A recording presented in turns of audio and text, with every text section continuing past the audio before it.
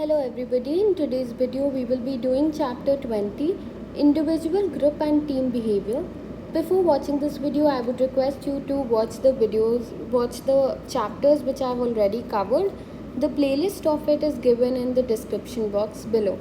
So in this chapter we'll be learning about how groups work and how individuals, groups and team works. Individuals. So what are the characteristics of individual behavior?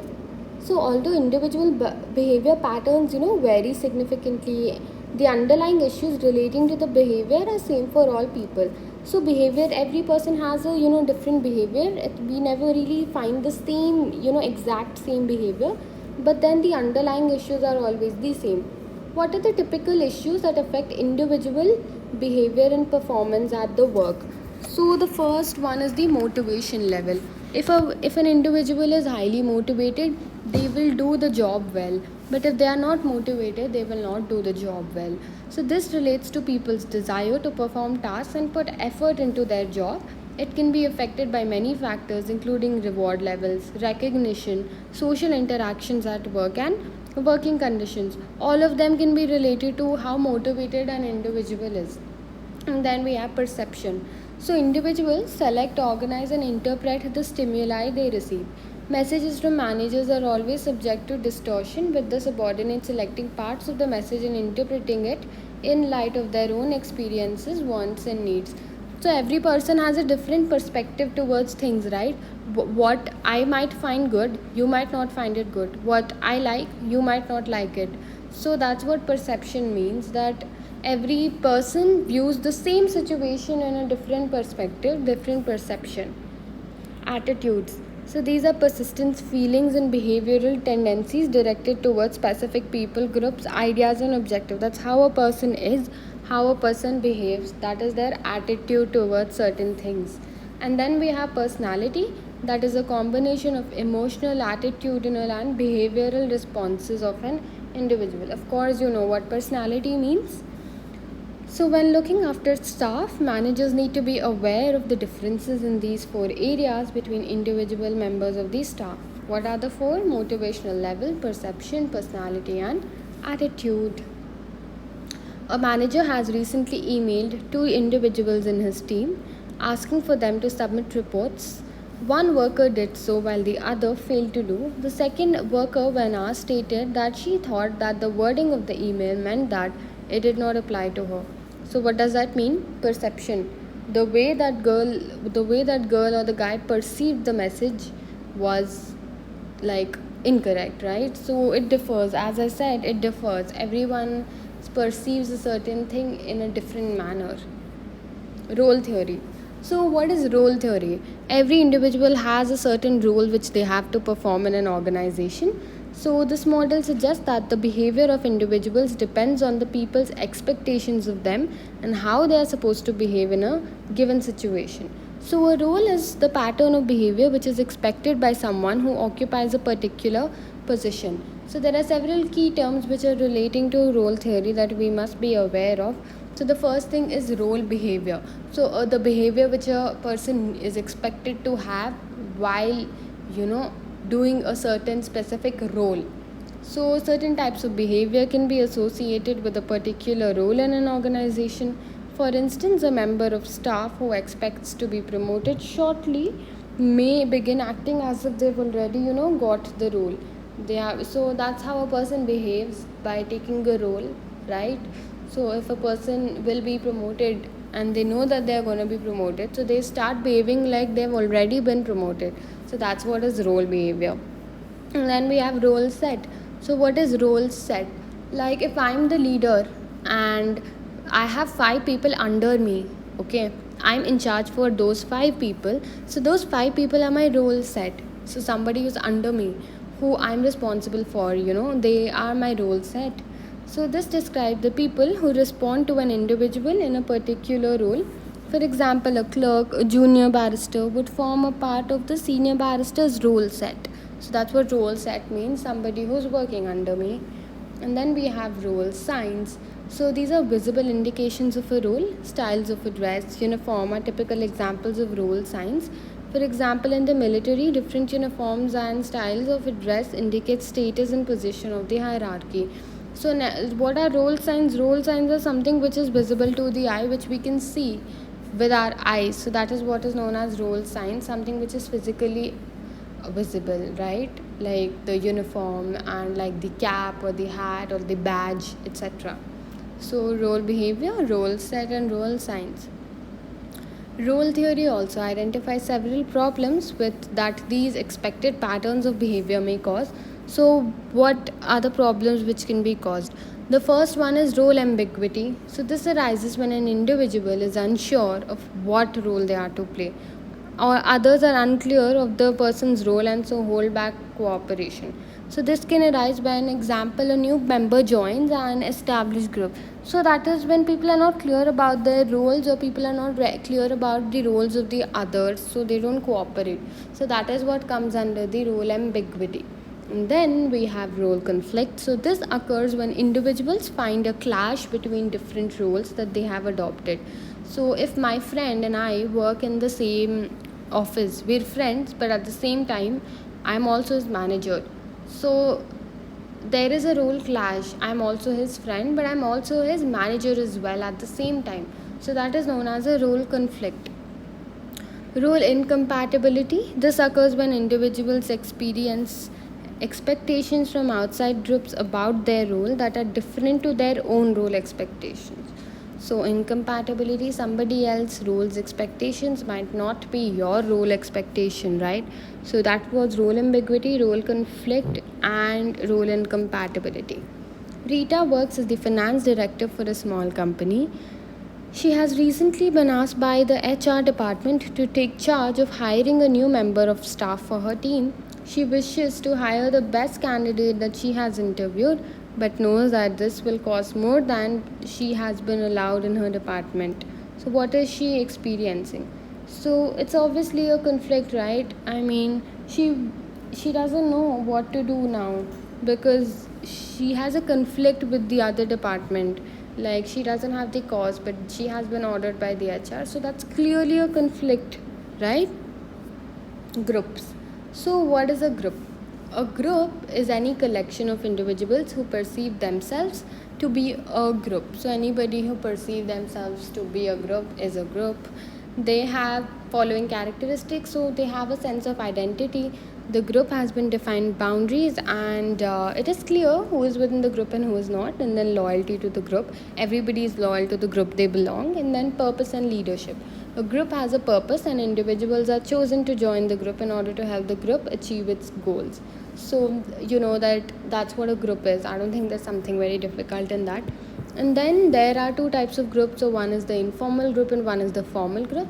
So formal groups are those groups which are created to carry out specific tasks, communicate and solve problems. Membership is normally determined by the organization. For example, a project team is put together to deliver a new payroll system. What are informal groups? Informal groups are groups that individuals voluntarily, informally make by themselves, right? So, for the social needs and the security needs, individual members are dependent on each other and influence each other's behavior. For example, employees who sit together and chat at lunchtime. Would a number of people waiting for a bus be described as a formal group, informal group? Neither. They're just, waiting for a bus. They're not having any social or security needs. It's not mentioned, nor is it of some organization. So, what is the answer? The answer is obviously C, because it's not even formal, it's not even informal. It's just a maybe coincidence. Now we have group behavior. So, what is group behavior? When dealing with other individuals within a group, people can adopt different types of behavior. So, there are three types of behavior. First one is assertive. So, what does assertive mean? Assertive means direct, honest, and professional communication. It often involves insisting on your rights without violating the rights of the others. So, what does assertive behavior mean? Assertive behavior means that you are putting your rights forward, but at the same time, you're not disregarding somebody. That is what is known as assertive behavior. And then we have aggressive behavior. So aggressive behavior is aggression, anger. So that is basically violating another person's rights, and it can lead to a conflict. And then we have passive behavior. So what is passive behavior? Passive behavior is giving into another person in the belief that their rights are more important than your rights. So what is assertive? Assertive is putting forward your rights without disrespecting the other person. What is aggressive? Aggressive is disrespecting the other person and just saying that only your right is correct. And then the third one is passive behavior, which is giving into another person that you are right, not me. Hope that's clear. A subordinate has given his manager a report that the manager is requested. Upon review, the manager discovers that the report is full of errors and it needs to be passed back to the subordinate so he can correct the mistakes. So what would an assertive manager do? A assertive manager will say that I would like you to rework this report because there are several mistakes. What would an aggressive manager do? I don't know how you dare to give me a report that has this many mistakes in it. What would a passive manager do?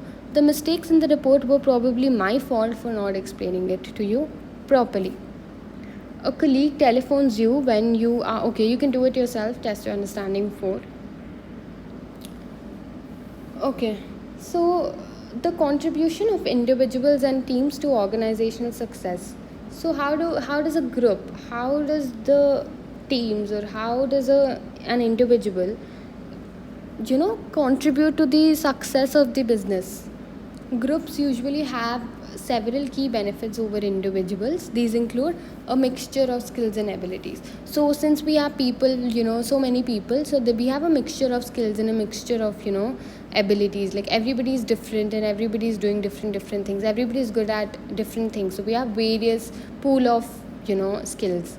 So in the group, often improving the number of creative ideas and appreciation of different points of view. This can also be aid problem solving. And then we have synergy. We have seen synergy in one of the previous chapters, which means that when more people come together, you can do more work together. And then we have increased flexibility. So as the team can easily be configured in different ways with different people taking over different tasks. So in a group, it's always flexible, like a certain number of people can work towards something, the other people can work towards something. And then there's a better control. So with opportunities for individual performance to be reviewed and controlled by other group members. Increased motivation. So by being in a group, the workers' social needs are fulfilled. So obviously they become more motivated. Improved communication. So communication also gets improved. Healthy competition within the organization. By splitting employees into groups, some rivalry can be created, which may help boost organizational performance. Okay. However, placing employees in groups is not always efficient. There are a number of problems which are inherent in group work. So what are the problems? So group decision making can be slow. So since many people are involved and since everybody's perception is different, since everybody has different points of views and opinions, so the decision making is very slow when it comes to working in a group. Group pressure to conform. So members of a close-knit team agree to decisions that they know are wrong because other members of the group support them and they want to fit in. Groups have lack of individual responsibility. So meaning that the responsibility for any decision made is shared between all the members, so no single person is responsible. So this means that the group may take riskier decisions than individuals. Group risk having too much social interaction. Meetings may become social events with little practical work which is being undertaken. Groups may cause increased competition and conflict, which may be destructive. Managers will therefore need to monitor the groups carefully to ensure corrective action is taken. And now let's come to what a team is. So a team is more than just a group. So a team can be described as any group of people whom they must significantly relate with each other in order to accomplish this shared objective. So in a group there is no specific objective which is to be achieved, but in a team we have a specific objective which we want to be achieved. So teams usually share a common goal, enjoy working together, are committed to achieving certain goals, are made up of diverse individuals loyal to their team have a sense of team spirit. A team is therefore a formal group. It will have its own culture, leader, and will be geared towards achieving a particular objective. Would an orchestra be considered a team? Yes. Why will it be considered as a team? Because it has a specific goal and everybody is working towards it. Now let's come to the most important part of this chapter, which can be a little bit confusing in the starting, but you'll get it. This is Belbin's team roles theory. So Belbin has given a team roles theory. So Belbin suggested that in order for a team to operate effectively, it needed to balance 9 different roles. So team roles theory has been given by Belbin, and how many pointers have been given by Belbin for the team role theory? He has given 9 roles. So the first one is the leader or the coordinator. So that is the first one, which is the leader or the coordinator. So what does a leader or a coordinator do? They pull the group together to work towards a shared goal. So a leader basically pulls the group together in order to fulfill some of the goals. The second one is the shaper. So who is a shaper? So shaper promotes activity and dominant and extrovert. So a shaper is a person who promotes the activity, who is dominant, and who is an extrovert. Okay. And the third one we have is plant. So what does a plant do? A plant is very thoughtful. So plant, just remember by the word plant that they're very thoughtful and thought provoking, and they have many new ideas. So that is a plant. So who is a leader? Leader brings the group together. Who is a shaper? Shaper is extroverted and they are dominant and they promote the activity. And who is a plant? They have thoughtful ideas and thought provoking stuff. And then we have monitor evaluator. Who is a monitor evaluator? So they monitor and they evaluate people. So what happens when you evaluate somebody? Evaluation means also even criticism, right? So they criticize. The monitor evaluator, they criticize others' ideas and they brings the team down to earth. Monitor evaluator also brings the team down to earth and also criticizes them. And then we have resource investigator. So who is a resource investigator? So resource investigator is extroverted, investigator is extroverted, right? And then they also network and they look for alternative solutions. So resource investigator always looks for new things, looks for other alternative ways, looks to network and looks to being extroverted. And then we have implementer or the company worker. So who is an implementer or a company worker? So it is basically the administrator or the organizer. Implementer is the administrator or the organizations. So what do? They turn the ideas into practical solutions. You get that? And then we have team worker. So what does a team worker do? So team worker is just concerned with the team relationships. Okay. And then we have complete finisher. What is a complete finisher? So a complete finisher is basically just concerned with the progress and he chases the progress. And then we have specialist or expert. So a specialist or expert, what do? They provide knowledge and or skills which are required by the project. I hope that's clear. We'll just discuss it once again. What does a leader or a coordinator do? They pull the group together to achieve a certain goal. What does a shaper do? Shaper is very active and they are very dominant and they're extroverted. What does a plant do? Plant have thought provoking ideas. Okay. And what does a monitor evaluator do? They criticize and they also bring the team down to earth. What does a resource investigator do? They're extroverted and resource investigators will want to network and find alternative ways. What does an implementer or a company worker do? Implementer turns the ideas into practical things. What does a team worker do? Team worker is only concerned with the relationships of the team. And what does a complete finisher do? A complete finisher always looks for the progress and chases the progress. What does a specialist or expert do? So a specialist or an expert provides knowledge or the skills which are required by the project. note that Belbin was not arguing that every team has to have a minimum of 9 members. He is saying that even one person can take up 2 to 3 roles. That's okay. He's not saying that you need to have 9 people in the team. He's saying there should be 9 roles, provided that even one person can take up 2-3 roles. It's fine. So Belbin's team roles, what we saw was leader, coordinator. So who is a leader or a coordinator? They must be a balanced person, they must be a disciplined person, and they must be really good at working with each other. That is for obvious reasons. What should a shaper do? A shaper should be a dominant, extroverted personality, task driven to the point of passion, and a force for action. What does the plant do? Plant is often introverted, but then they're intellectually very bright and imaginative, who act as a source of ideas and innovation. So who gives idea and innovation? The plant gives. And then we have monitor or evaluator, not creative. So monitor or evaluator are not creative, but they're very analytical.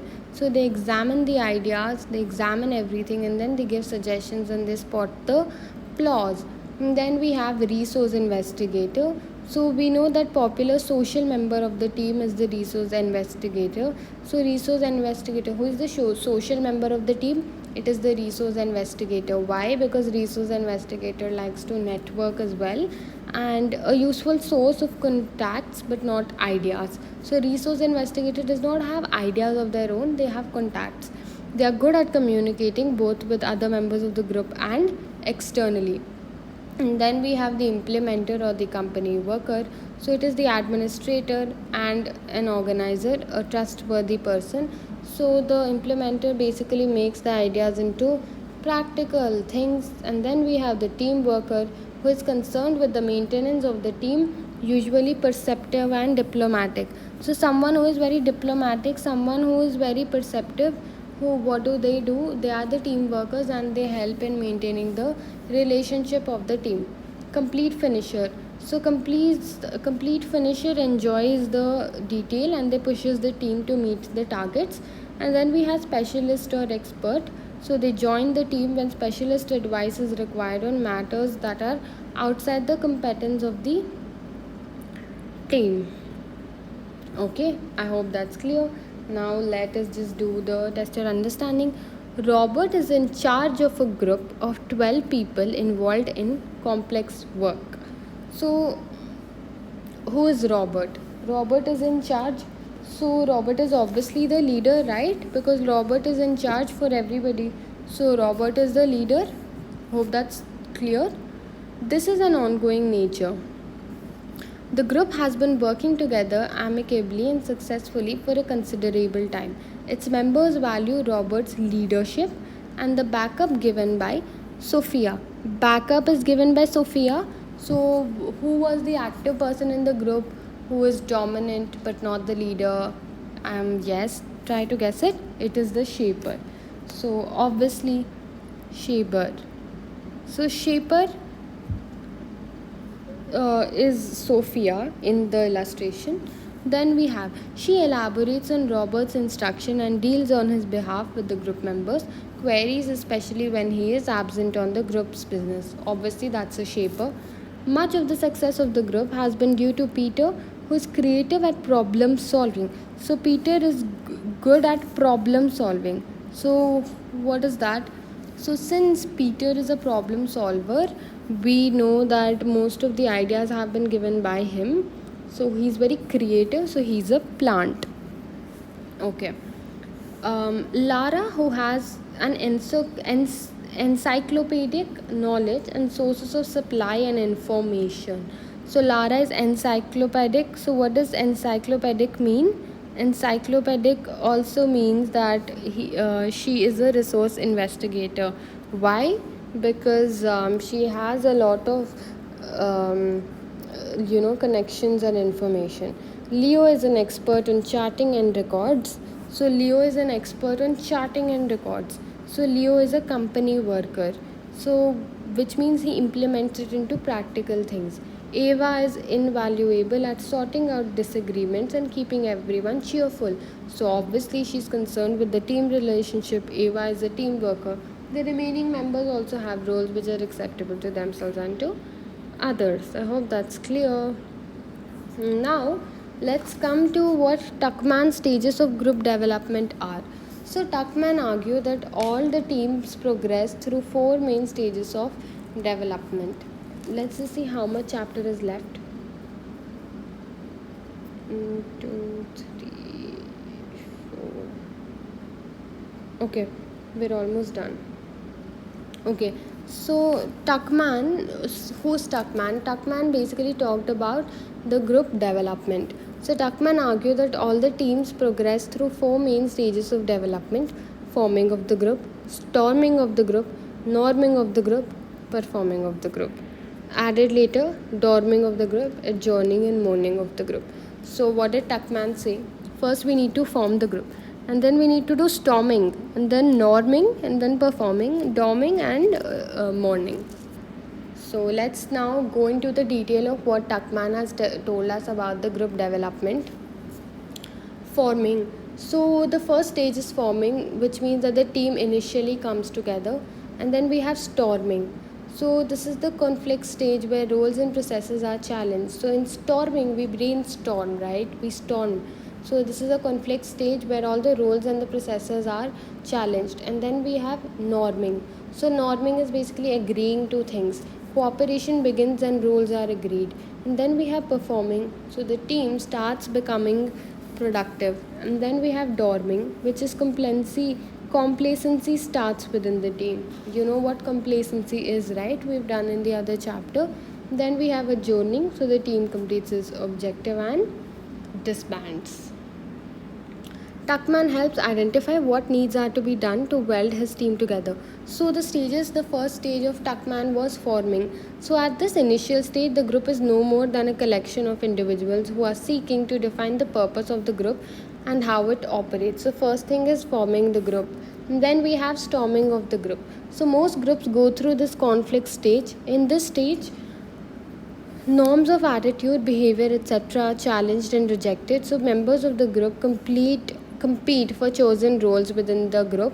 If successful, the stage will have forged a stronger team with greater knowledge of each other and their objective. So that's what storming means. Storming means this is the conflict stage where everybody discusses their roles and challenges everything. And then we have the norming. Norming is a stage where establishes the norms under which the group will operate. Members experiment and test group reactions as the norms become established. Typically, the norming stage will establish how the group will take decisions, behavior patterns, level of trust and openness, and individual rules. Performing, once the final stage has been reached, the group is capable of operating to its full potential since the difficulties of adjustment, leadership, contest, etc. should have been resolved by now. Then all groups do not automatically follow these four stages in this sequence. Not all groups pass through all the stages. Some get stuck in the middle and remain inefficient and ineffective. So managers will want to identify such teams and look at ways of dealing with this. So subsequently, two more stages have been added to Tuckman's original four. So it was dorming. So if a team remains for a long time in the performing phase, there is a danger that it will be operating on automatic pilot, which is groupthink occurs to the extent that the group may be unaware of the changing circumstances. Instead, maintaining the team becomes one of its prime objectives. So dorming is when checking everything, checking how the progress has been going and seeing that are they changing or are they just doing as it is. Adjourning is when the group is closed down. This is likely to upset team members who are used to working in the team and because it likely upsets people because they've been working for a long time together. So this happens when the objectives of the team has been met. So I hope that's clear about what Tuckman stages of group development are: forming, storming, norming, performing, dorming, adjourning. Okay. Following on from TYU above, suppose the following has occurred. Recently, Sophia resigned for family reasons because the workload has been increasing. Robert recruited 4 new people. Robert now finds the various members of the groups complaining to him about what they are expected to do, about other people's failings. Peter and Lara have been unusually helpful to Robert but have had several serious arguments between themselves. Relating to your answers to Tuckman, analyze the situation before and after the challenges. So before the changes, the team could be described at the performing stage of the team development. After the changes, the recruitment of 4 people to the group has taken the team back to the forming and the storming stages. Team effectiveness. So, what is team effectiveness? Peter and Waterman define the 5 aspects of successful teams. Okay, let's just quickly revise the names. In the beginning, we saw the team roles theory that has been given by Belbin. What was the team's roles theory? The plant, the investigator, the leader, and all of that. And then we saw the group development by Tuckman, which was forming, storming, norming, that one. Now we are seeing team effectiveness, which is about the effectiveness of the team members, and it has been given by Peters and Waterman. It has the team effectiveness has been given by Peter and Waterman. The team should be relatively small. Inevitably, each member will want to represent the interest of their section or department, meaning that larger teams will be slower and harder to manage. A team should have a limited duration, existing only to achieve a particular task. Members should be voluntary. A team member who does not want to be a part of the group is unlikely to be fully participating. Communication should be informal and unstructured. There should be little documentation and no status barriers. The team should be action oriented, meaning that the team should create a plan for action and decide what needs doing to accomplish their goals. So Peter and Waterman gave these tips which are for the team effectiveness, which included small team, limited duration, voluntary, communication should be informal, and they should be action oriented. Consider the following types of group behavior. Which of the following would not be the characters of an ineffective group? So which will not be a characteristic? Avoidance of conflict, small number of members, lack of communication, strong peer pressure, clear objectives, dominant individuals, members. Okay, so small number of members will not be ineffective. Clear objectives also will not be ineffective. What else? Okay, that's it, right? Avoiding of conflict is not always good, right? So small number of members, lack of communication, strong pressure group, dominant individual members. No, so the answer is B, which is 2 and 5.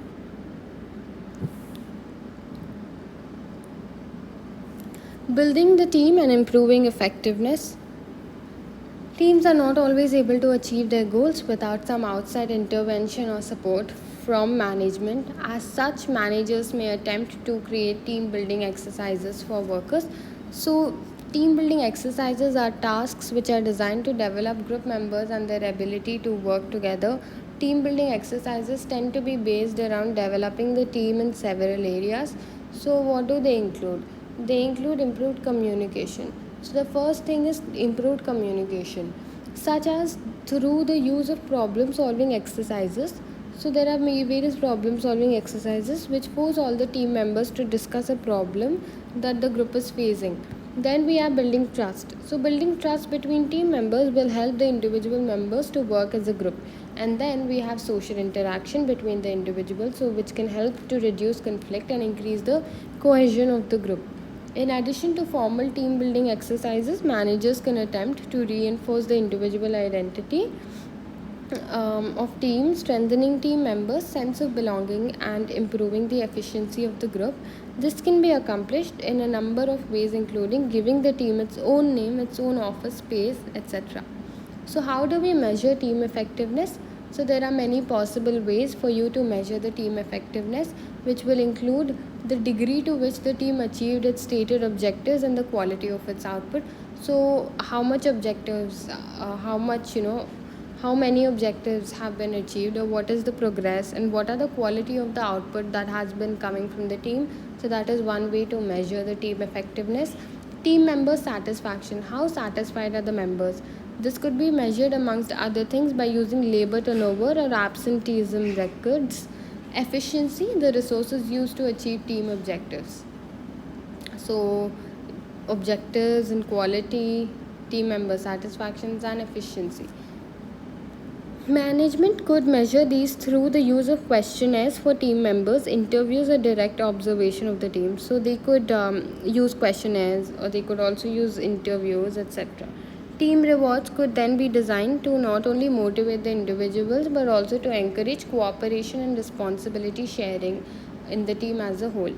Which of the following would be expected to be characteristics of an effective team? High labor turnover? No. Low absenteeism? Yes. High productivity? Yes. So answer is 2 and 3, which is option C.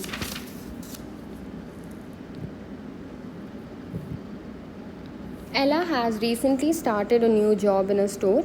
She has been asked to wear a uniform that identified her as a junior member. So what is it? It is a role sign, with uniforms and everything was role sign. So the answer is D. Assertive behavior violates another individual's rights and often leads to a conflict. No, that was aggressive. Assertive is something which does not disregard someone. So the answer is false. Consider the following statements regarding group effectiveness. Group decision making may be slower than individual decision making. Group decision making will be slower. That is true. Competition may exist in groups, which is always destructive. It's not always destructive, sometimes it is healthy as well. Groups tend to produce decisions that are compromises and may be less effective than those made by individuals. That is true, it happens. Individual decisions are subject to more controls than those made by groups. Is that true? I mean, no, that's not always true, because we know that groups have control, individuals do not have control. So the answer 1 is true and 3 is also true. So the answer is C, because the number of potentially differing opinions may cause the slower decision making, and competition may exist in groups. This may be beneficial. It's not always destructive, right? And the groups enable more effective control over the decisions.